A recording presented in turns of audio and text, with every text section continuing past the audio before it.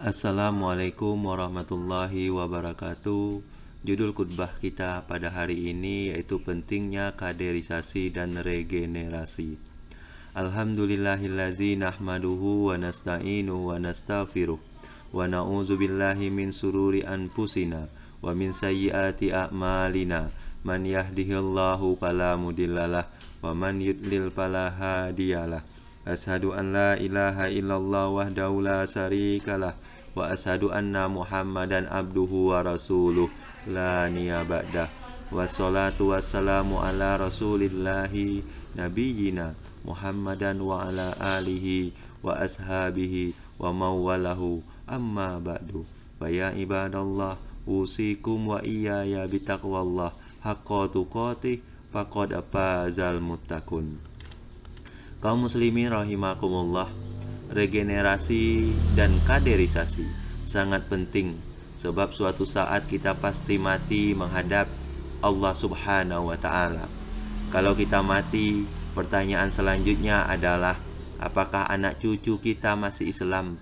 Apakah mereka masih sholat?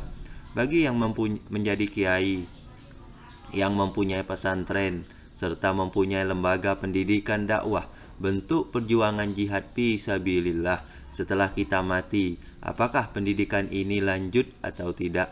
Madrasah dan TPQ sebagai sarana dakwah lanjut apa tidak? Begitu juga yang menjadi takmir setelah kita mati, masjid ini mati atau tidak?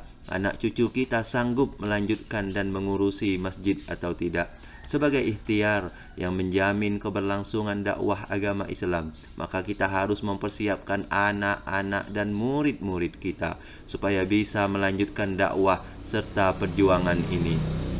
Oleh karena itu, kaum muslimin rahimakumullah, sangat penting Allah Subhanahu wa ta'ala menyarankan kita supaya senantiasa mempersiapkan keturunan yang kuat iman, fisik, ekonomi, dan jihad perjuangannya. Allah memerintahkan kita jangan sampai mati meninggalkan anak cucu yang lemah. Allah Subhanahu wa ta'ala berfirman dalam Al-Quran surah An-Nisa ayat 9, A'udzubillahi minasyaitonirrajim, wal yahsal ladzina law taraku min khalfihim zurriyata di'afan khafu alaihim falyattaqullaha wal yaqulu qaulan sadida. Rasulullah mengapresiasi kader-kader yang kuat fisik, mental, ekonomi, dan imannya sebagai bekal untuk memperjuangkan agama Allah Subhanahu wa ta'ala. Tanpa kekuatan, kita sulit memperjuangkan agama Allah Subhanahu wa ta'ala. Kaum muslimin rahimakumullah, ikhtiar untuk melahirkan generasi yang kuat dan bisa melanjutkan perjuangan Islam. Pertama, lewati nikah secara syar'i. Jangan sampai ada di antara kita yang punya anak dan cucu tanpa lewat pernikahan. Kalau ingin anak cucu kita baik dan kuat imannya, soleh amal perbuatannya, harus lewat pernikahan yang diridhoi Allah Subhanahu wa ta'ala. Kedua, Rasulullah mengutamakan sisi keagamaannya, akhlaknya, dan kesalehannya dalam menentukan pilihan calon suami maupun istri. Orang sekaya apapun, sehebat apapun yang melamar anak kita, jangan diterima kecuali agamanya benar-benar kuat. Menjaga sholat dan seterusnya. Mungkin anak kita dilamar oleh orang yang biasa-biasa saja dan tidak terlalu kaya, tapi alim dan imannya luar biasa. Itulah yang layak dipilih untuk menjadi calon menantu kita dan akan melahirkan kader-kader untuk melanjutkan perjuangan ini. Kaum muslimin rahimakumullah, Nabi mengingatkan jangan sampai kita menolak pinangan orang yang agamanya baik dan akhlaknya juga baik. Bismillahirrahmanirrahim. Iza khotaba ilaikum man tardawna dinahu wa khulqahu fazawwijuhu illa taf'alu takun fitnatun fil ardi wa fasadun aridu. Jika anak anak laki-laki, jika ada anak laki-laki datang kepadamu meminang putrimu, sekiranya anak laki-laki itu agamanya bagus, akhlaknya bagus, diterima saja, nikahkan dengan putrimu. Jika tidak, justru kamu matre keduniaan dan memilih calon lain yang lebih kaya tapi tidak solat, maka akan terjadi kerusakan di muka bumi ini.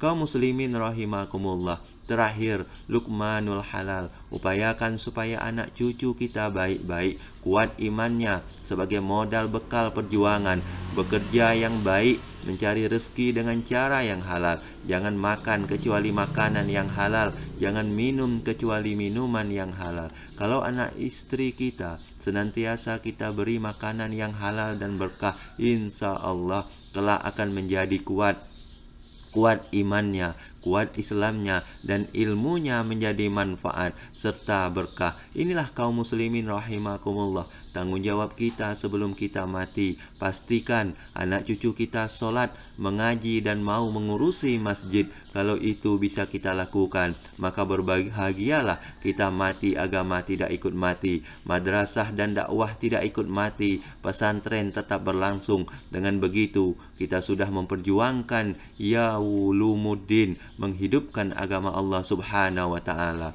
Demikianlah khutbah Jumat singkat yang dapat saya sampaikan. Semoga ada manfaatnya. Amin. Allahumma amin. Sebagai penutup, saya pribadi mohon maaf apabila ada salah baik yang disengaja ataupun tidak. Bismillahirrahmanirrahim. Wal asri innal insana lafi kusri illal ladzina amanu wa amilus solihati wa tawasaw bil haq wa tawasaw bil sabr. Barakallahu li wa lakum fil Qur'anil azim wa nafa'ni wa iyyakum bima fihi min ayati wa zikril hakim. Wa taqabbalallahu minna wa minkum tilawatahu wa innahu was-sami'ul alim. Wa aqulu qawli hadza fastaghfirullahal azim innahu huwal ghafurur rahim.